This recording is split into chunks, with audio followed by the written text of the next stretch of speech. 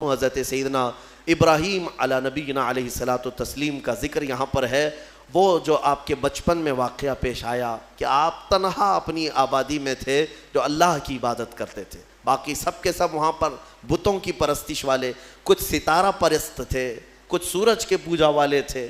ان سارے مشرکین کے بیچ میں تنہا ابراہیم علیہ السلام ہیں جو اللہ رب العزت کی عبادت کرتے اور لوگوں کو بلاتے بھی تھے کہ اس دین کی طرف آؤ۔ سگے چچا کو بلایا آزر جو مشرک رہا، حضرت ابراہیم علیہ السلام کی دعوت پر وہ نہیں آتے۔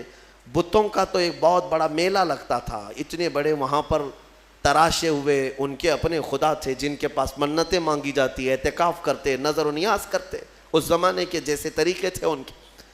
ایک مرتبہ ایسا ہوا کہ وہ لوگ پورے کے پورے گاؤں کے باہر میلے میں گئے تھے اور گاؤں میں کوئی نہیں تھا، ابراہیم علیہ السلام اکیلے آئے یہ جھوٹے خداؤں کے پاس، کلاڑی اپنے ہاتھ میں لے کر ایک ایک کو مارتے اور گراتے چلے گئے، سب کو توڑتے چلے گئے اور ان سے کہتے بھی تھے کہ میں مار رہا ہوں، بچا لو اپنے آپ کو۔ کون بچاتا؟ وہ اپنے جسم سے مکھی نہیں ہٹا سکتے۔ پھر اس کے بعد سارے لوگوں کو زمین بوس کر کے بڑے بت کے گلے میں کلاڑی لٹکا دیا، جو سب سے بڑا تھا اس کے گلے میں کلاڑی لٹکایا اور واپس چلے آئے۔ شام کو جب لوگ آئے گاؤں والے، اپنے خداؤں کا یہ حشر دیکھا تو آگ بگولا ہو گئے۔ یہ سب ایسی درگت کس نے بنائی ان کی؟ قرآن میں اللہ تعالیٰ فرماتا ہے قالوا من فعل هذا بآلهتنا، سب کہنے لگے کہ کس نے کیا ہمارے خداؤں کے ساتھ ایسے؟ پھر سب آپس میں بات کرنے لگے، قالوا سمعنا فتى يذكرهم يقال له ابراہیم، ہم نے سنا ہے کہ ایک نوجوان رہتا ہے جس کا نام ابراہیم ہے، اسی نے کیا ہوگا، وہ اکیلا نہیں آیا تھا ہمارے ساتھ۔ تو لوگوں نے کہا بلاؤ اس کو۔ بادشاہ وقت کے سامنے بلایا گیا اور پوچھا گیا اَأَنْتَ فَعَلْتَ هَذَا بِآلِهَتِنَا یا ابراہیم، اے ابراہیم ہمارے خداؤں کے ساتھ تو نے ایسا کیا ہے؟ یہ سب ایسی درگت ان کی تو نے بنائی، سب ٹکڑے ٹکڑے نیچے گرے ہوئے ہیں۔ قَالَ بَلْ فَعَلَهُ كَبِيرُهُمْ، ابراہیم علیہ السلام نے کہا نہیں، ان کے بڑے نے کیا ہے، ان کے ساتھ ان کے بڑے نے کیا ہے۔ بڑا بہت موجود تھا نا، بڑا جس کی کلاڑی گلے میں لٹک رہی تھی، تو لوگ حیرت میں رہ گئے کہ ایک بڑے نے چھوٹوں کو سب کو کیسے مار دیا۔ ابراہیم علیہ السلام نے ذو معنی بات کی تھی، یعنی جس کو دو معنی والی بات کہا جاتا ہے۔ وہ تو جاہل سمجھ رہے تھے کہ ابراہیم نے کہا ہمارے بڑے خدا نے سب ایسا کیا، جبکہ ابراہیم علیہ السلام کی نیت یہ تھی کہ ان کا بڑا تو میں ہی ہوں،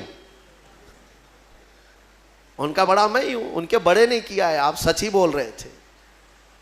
لوگوں نے کہا ان کا بڑا ایسا کیسے کر سکتا ہے، ایسے کیسے کر سکتا ہے؟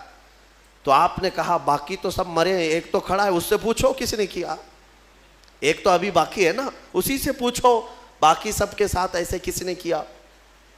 تو سب غصے میں لال پیلے ہو گئے، کہا کہ تم ہمارے خداؤں کے بارے میں ایسی ایسی باتیں کرتے ہو۔ تو ابراہیم علیہ السلام نے کیا جملہ کہا کہ اُفٍّ لَكُمْ وَلِمَا تَعْبُدُونَ مِن دُونِ اللَّهِ أَفَلَا تَعْقِلُونَ، لعنت ہے تم لوگوں پر، اللہ کے سوا دوسروں کی عبادت کرتے ہو، ایسوں کی جو نہ اپنے آپ کو بچا پا رہے ہیں، نہ کسی کو نفع دے سکتے ہیں، نہ نقصان دے سکتے ہیں، ایسوں کی عبادت کرتے ہو۔ اب ظاہر سی بات ہے حق بات کڑوی ہوتی ہے، کڑوی لگتی ہے، ہوتی نہیں ہے، لگتی ہے کچھ لوگوں کو جن کو قبول نہ کرنا ہو۔ اور غصے میں ان لوگوں نے ابراہیم علیہ السلام کے خلاف ایک محاذ چھیڑ دیا، حکم ہوا کہ ایک آگ لگائی جائے اور انہیں جلایا جائے۔ یہ سن نہیں پاتے ہیں، حالانکہ جو حقیقت ہے وہ بتاؤ تو لال پیلے ہو جائیں گے، غصے میں آ جائیں گے۔ یہ برسوں سے چلا آ رہا ہے، برسوں سے ایسا ہے۔ ابراہیم علیہ السلام کو آگ میں ڈالنے کے لیے انہوں نے جو آگ لگائی، تفسیر میں اس کے لیے فرمایا گیا 1 مہینے تک جلاتے رہے، 1 مہینے تک سارے لوگ لکڑیاں جمع کیے، جنگل کاٹ کاٹ کر کے انہوں نے لکڑیوں کا اوٹ لگا دیا۔ آگ جب بھڑکائی گئی، اندازہ تو کیجئے ایک ابراہیم علیہ السلام کو ڈالنا تھا، تو اتنی آگ کی کیا ضرورت ہے، اتنی آگ کی کیا ضرورت ہے؟ یہ مشرکین کی فطرت ہے کہ انتقام جب لینے کی بات آتی ہے تو یہ بھڑک جاتے ہیں اور بہت ہی زیادہ بڑے پیمانے پر نقصان پہنچانے کے پلان بناتے ہیں، پہلی چیز سے بھی عادت رہی ہے۔ اتنی بڑی آگ لگائی، یہاں تک کہ اوپر سے اگر کوئی پرندہ بھی جاتا تو جل جاتا، اس آگ کی گرمی اتنی تھی. اور سب سے پہلے ان لوگوں نے منجنیق بنائی. منجنیق جس میں پتھر رکھ کر کے جو توپ ہوتا ہے نا, توپ جس طرح اڑاتے ہیں, وہ ابراہیم علیہ السلام کے لیے بنائی گئی سب سے پہلے, کیونکہ قریب میں جا کر کے ڈالے گا کون آگ میں؟ جو قریب جاتا وہ بھی جل جاتا. کافی دور 1 میل تک اس کی گرمی آ رہی تھی. منجنیق میں ابراہیم علیہ السلام کو رکھ کر کے اڑایا گیا تاکہ آگ میں وہ اچھل کر کے جائیں. قریب تک تو کوئی جا نہیں سکتا تھا. انہوں نے منجنیق میں رکھ کر کے ابراہیم علیہ السلام کو اڑایا. جب ابراہیم علیہ السلام آگ میں گرے جا رہے تھے تو اللہ رب العزت نے جبرائیل امین کو بھیجا کہ فوراً جاؤ ابراہیم کے پاس اور ان کو آگ سے بچاؤ. جبرائیل آئے اور کہنے لگے الک حاجت یا خلیل اللہ, اے اللہ کے خلیل کوئی حاجت ہو تو بتا دیں, آگ میں گرنے کے قریب ہیں. ابراہیم علیہ السلام کہتے ہیں حاجت تو ہے مگر تم سے نہیں, میرے رب ذوالجلال سے. یہ توکل تھا, یقین تھا. اللہ تعالیٰ فوراً فرماتا ہے قلنا یا نار کونی بردن و سلاما علی ابراہیم, ہم نے کہا اے آگ ابراہیم پر ٹھنڈی ہو جا, سلامتی والی ہو جا. اللہ کا یہ حکم تھا یا نارو, اے آگ. اس وقت حضرت ابراہیم علیہ السلام کے لیے جو جلائی گئی تھی آگ, وہ دکھ تو رہی تھی آگ, لیکن اندر سے ایسی ٹھنڈی تھی جیسے کسی باغیچے کی ٹھنڈی ہوا.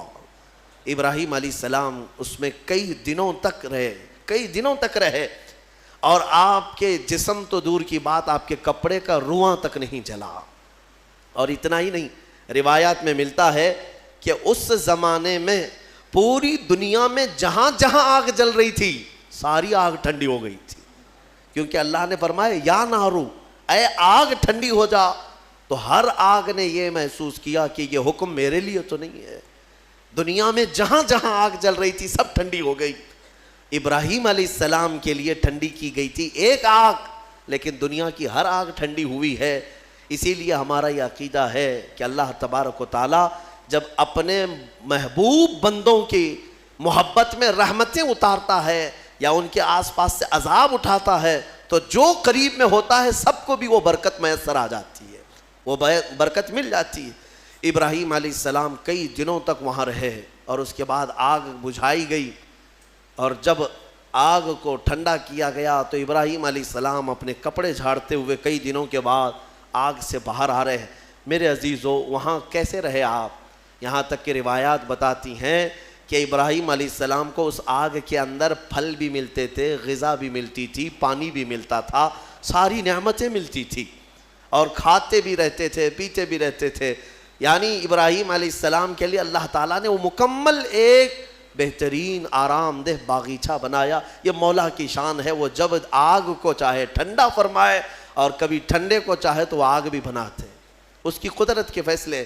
ابراہیم علیہ السلام جب باہر آئے تو جانتے ہیں وہاں پر موجود لوگ جنہوں نے دیکھا وہ ابراہیم علیہ السلام پر ایمان لے آئے. اب ابراہیم علیہ السلام کے اس معجزے کے بعد گاؤں والے اور پریشان ہو گئے, جس کو ہم ہمیشہ کے لیے ختم کرنا چاہ رہے تھے, اب تو یہ آگ سے باہر آنے کے بعد ہمارا آدھا گاؤں اپنے دین میں لے لیا ہے. اور ابراہیم علیہ السلام کے پیروکار اور بڑھ گئے. پھر وہاں سے ہجرت کر کے آپ کو بابل, یہ شہر عراق کا ہے, بابل, آج بھی وہ عراق کا شہر موجود ہے. بابل, انگلش میں اس کو بیبیلون کہتے ہیں, دنیا کی سب سے پرانی آبادی جہاں ہے. یہاں سے ہجرت کر کے پھر ابراہیم علیہ السلام فلسطین آئے جو مصر کا حصہ تھا. عزیزان گرامی, اس میں 2 باتیں یہاں پر نقل کی جاتی ہیں. ایک بات تو یہ ہے کہ سارے لوگ جو وہاں پر ابراہیم علیہ السلام کو آگ لگانے میں مصروف تھے وہ کیا ہوئے؟ آگ جب بجھی ایک ہی دن کے اندر اللہ نے اس قوم پر ایسا عذاب نازل کیا کہ ان کے جسم زندگی میں ہی سڑ گئے, ایسے کہ ان کی انگلی لگاؤ تو گوشت نکل جائے. گلن ہو گئی, سڑن ہو گئی. ایک شام تک پوری آبادی سڑ گئی اور گل گئی, سب کے سب ہلاک و برباد ہوئے. جنہوں نے اللہ کے نبی کو آگ میں ڈالا تھا ان کا برا انجام, وہ عذاب میں گرفتار ہوئے. ہاں, ایک بات یہ بھی میں بتا دوں کہ جن لوگوں نے ابراہیم علیہ السلام کی حمایت کی تھی اللہ نے ان کو اپنی محبت سے بھی نوازا اور عنایتوں سے بھی نوازا. روایت میں 2 جانوروں کا بھی ذکر آتا ہے, 2 جانوروں کا, ایک مینڈک کا اور ایک گرگٹ کا. اور چھپکلی کا بھی ہے کہ گرگٹ نے یہ پھونک پھونک کر کے آگ کو بڑھانے کی کوشش کی، اور مینڈک نے تھوک تھوک کر کے پانی آگ کو بجھانے کی کوشش کی کہ اللہ کے نبی ہیں۔ یہ آپ اندازہ کریں، گرگٹ کے پھونکنے سے نہ آگ بڑھنے والی ہے، مینڈک کے تھوکنے سے نہ آگ بجھنے والی، لیکن دونوں نے اپنے اپنے کاموں سے اپنی قسمت بنا لی۔ گرگٹ کی ہمیشہ یہ قسمت بن گئی کہ میرے آقا صلی اللہ علیہ وسلم نے فرمایا یہ گستاخ نبی ہے، جہاں اسے پاؤ مار ڈالو، اور ایک مار میں مارو تو زیادہ ثواب ہے، ثواب ہے اس کو۔ اور مینڈک کے بارے میں فرمایا خبردار اس کو کہیں دیکھو تو مارو مت، اس لیے کہ یہ اللہ کے نبی کی حمایتی ہے۔ اللہ کے نبی کے لیے یہ دعا کر رہی تھی، تھوک کر کے آگ بجھانے کی کوشش کر رہی تھی۔ ایک جانور پر ہمیشہ کے لیے اللہ کی رحمت اور ایک پر اللہ کا غضب۔